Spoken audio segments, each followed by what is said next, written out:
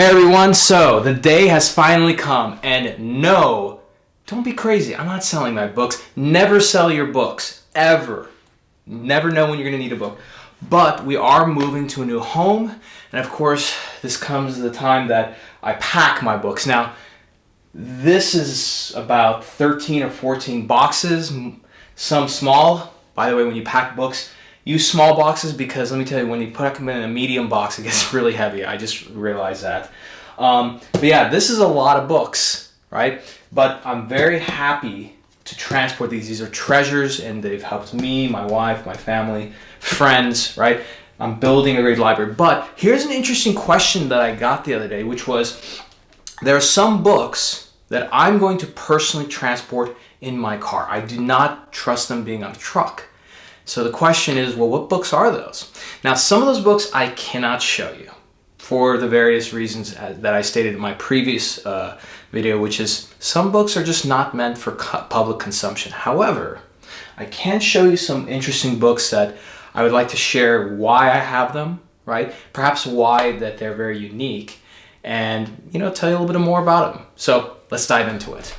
So first, let's start from the business world. Now, I'm always been a huge fan of advertising books, old ones from the 30s, the 40s, the 50s, right?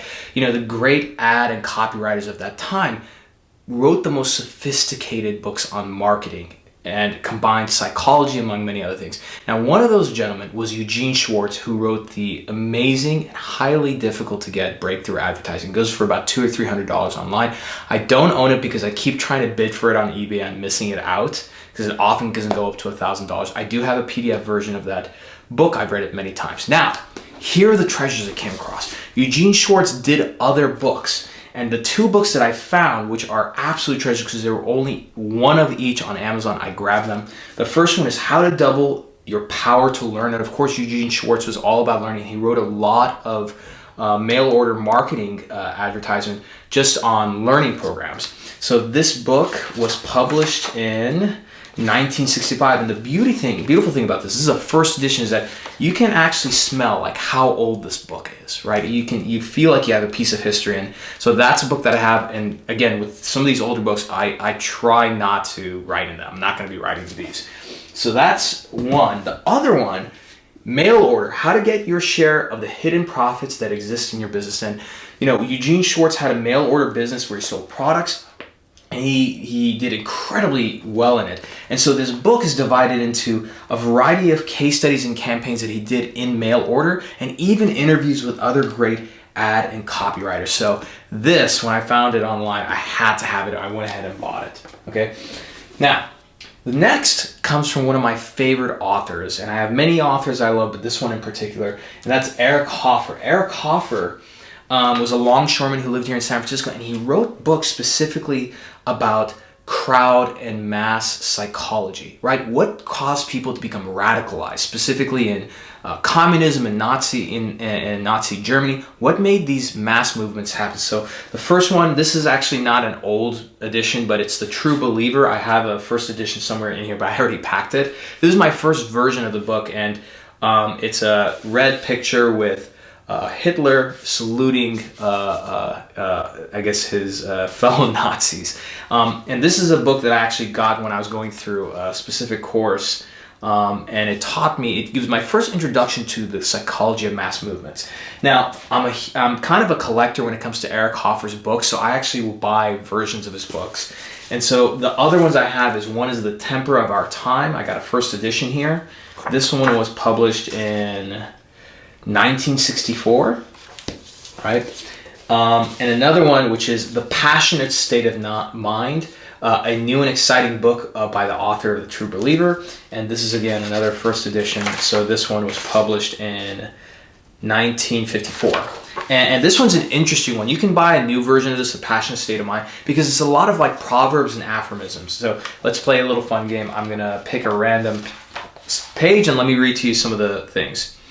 We often use strong language not to express a powerful emotion or conviction, but to evoke it in us. It is not only other people's words that can rouse feeling in us, we can talk ourselves into a rage or an enthusiasm. Again, I just picked a random page out of this book, and in a very short sentence, he he distilled so much wisdom about how psychology works, and more specifically how it motivates us, right? Great book. And this is, you can get a version of this and just put it on your desk and every day kind of have like a quote to read. I love this book. Next one, this is American Desperado by John Arbors. I haven't read this yet, but this is a first edition. Got a hold of this. Best book, you know, when it comes to war books, there's a lot of war novels. About Face, The Odyssey of an American Warrior by Colin David Hackworth. I got this when I saw Jocko Willink post about it. He had posted like multiple copies of this book that he's purchased over the years. And so when I saw that, I knew I had to buy this book. So this is, I don't believe it's a first edition. It is probably a first or second. Actually, no, this is a first edition. So, but this was published in 1989.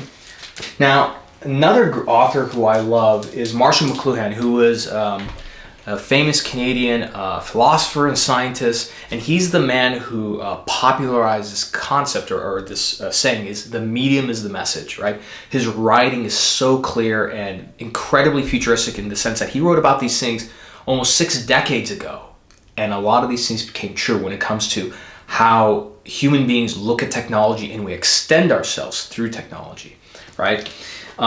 So the first one is Marshall McLuhan's Understanding Media, the Extensions of Man.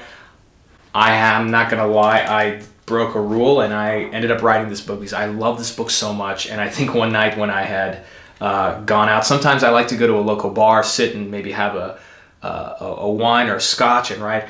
But I think I had an extra drink and maybe I just said, hey, you know what? I want to write this book. So, but it's okay. So this is this is actually, I believe, a first edition. Yeah, it's okay. That just gives me another reason to buy another first edition of these. So there's this one. I highly recommend you guys get this one. If you want an introduction to Marshall McLuhan, get Understanding Media, the Extensions of Man. It will blow your mind. It will rock your world.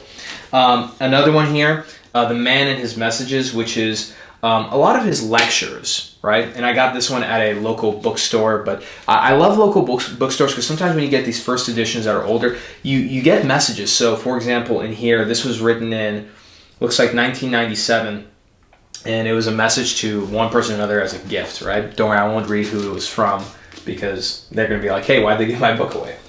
And then the last one, the Gutenberg Galaxy. This is a first edition paperback. It's really hard to find these. This one I think goes for a few hundred on Amazon. This was written in 1962. When I saw this in the bookstore, I bought it for only $16 because it's still written on the inside how much it was going for. When I looked it up, I was like, I gotta get this version. So went and got the Gutenberg Galaxy. Really interesting. I love cover art of books. I know they say, hey, never judge a book by its cover, but you know what? People do that all the time. And so when you can appreciate cover art like these, you know, beauties, it's hard not to collect these.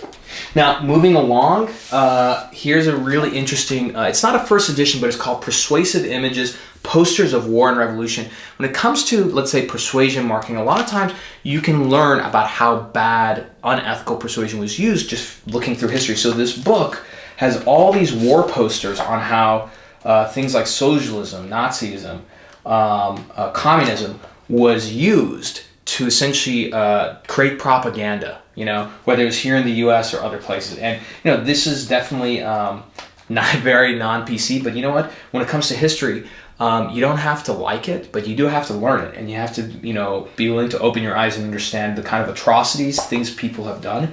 And I'll tell you this, we might be living in 2021, but, you know, human beings, evil human beings still exist.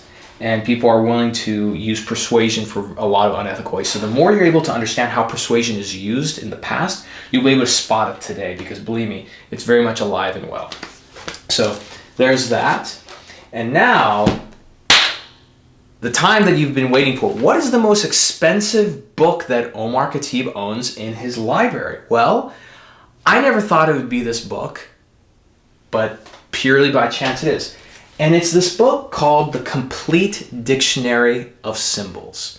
And it's about myth, art, and literature. So it's just literally a dictionary that you can look up different things like, you know, finger, fire, flame, you know, creation, Cornelia. I'm just reading random things in here. So, you know, if you're into history and mythology and symbols, you know, you have this book so that you can decode and understand how symbols have been used as very powerful forms of communication. Because the thing about a symbol, unlike a message, is that a symbol, there's no confusion about the message. It is very, very clear. It's very, direct as to what it's trying to communicate to you.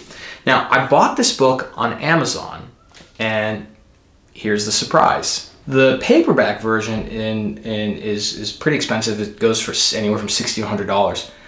I found this hardcover version for $30 through some small bookstore, and I was like, oh yeah, let me get the hardcover.